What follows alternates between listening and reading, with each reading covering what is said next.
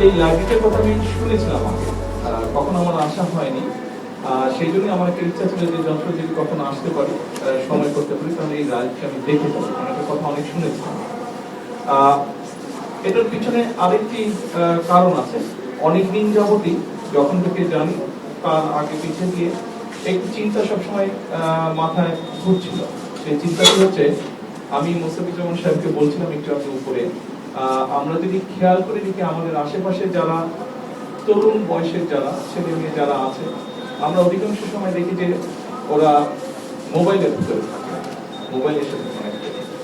তো যখন এটা বেশ অনেক বছর ধরেই আছে, আমি দেখেছি যে স্বাভাবিকভাবে আমাকে অনেক বছর বাইরে থাকতে হয়েছিল। তো আমি ইউকেতে ছিলাম এবং ইউকেতে আমি দেখেছি যে সব থেকে সুন্দর ছোট ছোট ছোট লাইব্রেরি আছে। সেখানে কিন্তু ছেলেমেয়েরা যাচ্ছে, পড়ছে। একই সাথে লন্ডন শহরের আরেকটা বৈশিষ্ট্য হলো, লন্ডন শহরে কিছু দূর পর পর খোলা মাঠের মতন আছে, ওপেন স্পেস আছে, এবং সেখানে বিকেল বেলায় বাচ্চারা খেলছে। কালার এক্সপার্ট, জর্জ স্যাপ এবং মাইল্ড অন হ্যান্ডস টেকনোলজি সমৃদ্ধ অরিক্স ক্রিস্টাল ওয়াশ আপনার লন্ড্রি এক্সপার্ট। তো এই দুটো বিষয় আমাকে খুব আকৃষ্ট করেছে, এবং তখন থেকেই আমার একটি ইচ্ছা ছিল যে আমি যদি সুযোগ পাই কখনো, তাহলে আমাদের দেশের ছেলেমেয়েদের জন্য খেলার মাঠের ব্যবস্থা করি। খেলার মাঠ মানেই যে স্টেডিয়ামের মতো কিছু হতে হবে, গাছ কিন্তু তা না। ওপেন স্পেস, গ্রিন সবুজ লন, যেখানে বাচ্চারা খেলবে, যেখানে বাচ্চারা দৌড়াদৌড়ি করবে, যেখানে বাচ্চারা বা যে কোনো মানুষ বয়সের মানুষের বুক করে শ্বাস নিতে পারে। এরকম একটা পরিকল্পনা ছিল, এবং সে ব্যাপারে আমরা মোটামুটি ভাবে কাজও শুরু করেছি।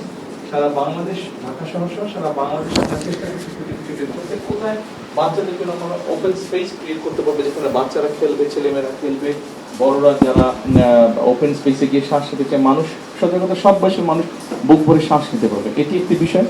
আর আরেকটি আমার ইচ্ছা ছিল, যেটা বললাম লাইব্রেরির ব্যাপারে, যে বাচ্চাদেরকে যদি মোবাইল থেকে কিছুটা হলো বের করে এসে বইয়ের পড়ার পাঠ করার অভ্যাসে আমরা নিতে পারি। আপনারা নিশ্চয়ই এর মধ্যে দেখেছেন, অধ্যাপক আব্দুল্লাহ আব্দুল সাইদ সাহেবের সাথে আমি বসেছিলাম কথা বলতে। ওনাদের একটা সংগঠন আছে যেখান থেকে ওনারা বুক রিডিং এর একটা ওনাদের বিষয় আছে, বিশ্ব সাহিত্য কেন্দ্র, রাইট। তো ওখান থেকে ওনারা একটা ব্যবস্থা করেন।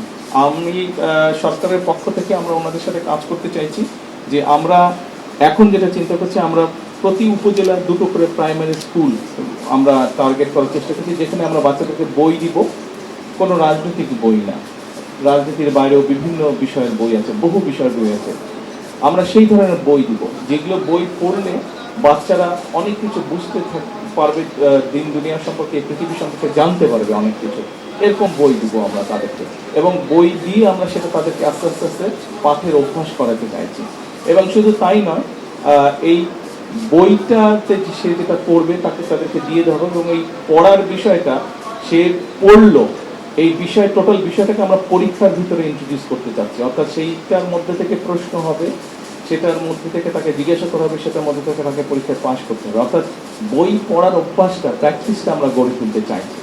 বাচ্চাদেরকে মোবাইল থেকে বের করে নিয়ে এসে খেলার মাঠ এবং বইয়ের মধ্যে নিয়ে আসতে চাইছি। এটা একটি পরিকল্পনা আমাদের আছে। কতটুকু সফল হবে সেটা হচ্ছে পরের ব্যাপার, আমরা শুরু করতে চাচ্ছি। তা আপনাদের মতন মানুষদেরকে যখন দেখি, তখন আর আমরা উৎসাহ পাই, আমি ব্যক্তিগত উৎসাহ পাই, যে আমরা তাহলে নিশ্চয়ই এখনো যখন বই পড়ার মানুষ এত রয়ে গেছে, নিশ্চয়ই আমাদের এই কাজটিতে আমরা সফল হব। তো আপনাদেরকে আবারও ধন্যবাদ এবং শুভেচ্ছা জানাচ্ছি যারা দায়িত্বে আছেন, এবং আপনাদের কাছে প্রত্যাশা থাকবে সরকার যখন এই কাজটি আমরা শুরু করব, আমরা ওনাদের সাথেই করব। আব্দুল্লাহ আব্দুল সাহেব সাহেবের যে গ্রন্থাগারটা আছে বিশ্ব সাহিত্য কেন্দ্র, ওটার সাথে আমরা কাজ শুরু করব। তখন আপনাদের মতন মানুষ যারা সারা দেশে আছেন, তাদের সাহায্য সহযোগিতা লাগবে, তাহলেই আমরা কাজটা দ্রুততার সাথে করতে পারবো।